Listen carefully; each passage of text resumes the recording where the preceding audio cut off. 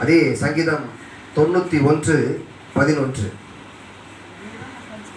உன் வழிகளெல்லாம் உன்னை காக்கும்படிக்கு உனக்காக தம்முடைய தூதர்களுக்கு கட்டளையிடுவார்.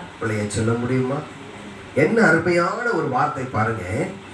உன் வழிகள் எல்லாம் உன்னை காக்கும்படி உனக்காக தம்முடைய தூதர்களுக்கு கட்டளையிடுவார். அப்போ யோசிச்சு பாருங்க, நீங்க ஆண்டவருக்கு எவ்வளவு ஸ்பெஷல். அல்லேலூயா. ஒரு பிரதமர் இங்க இந்திய தேசம் வரன்னு சொன்னா அவருக்கு பயங்கரமான கருப்பு படை பாதுகாப்பு கொடுக்குறாங்க. யோசிச்சு பாருங்க. ஆனா உங்களுக்கு கருப்பு படை பாதுகாப்பு கொடுக்கல, தூதரையே ஆண்டு கொடுக்குறாரு. சொல்ல முடியுமா? அப்போ நீங்க எல்லாம் எவ்வளவு பெரிய பாக்கியவான்கள், எவ்வளவு பெரிய பாக்கியவதிகள்.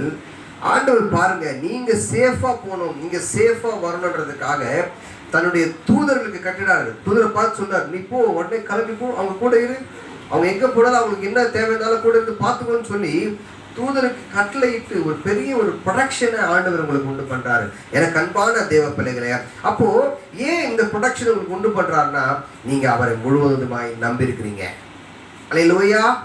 கர்த்தரை தேடுவதற்கு ஒரு நன்மையும் குறைவுபடாது. ஏன்னா நீங்க கர்த்தரை தேடுறதுனால ஆண்டவர் என்ன பண்றாரு?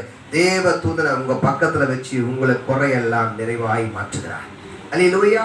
உங்களுடைய பாதம் கல்லில் இராதபடி அவருடைய கரங்கள் உங்களை பாதுகாக்கிறது.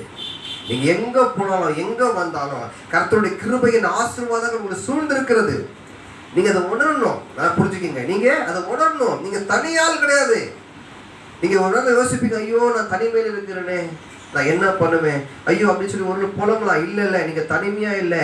தேவன் உங்களுடைய வலது பக்கத்திலேயே அவர் நிழலா இருக்கிறார்.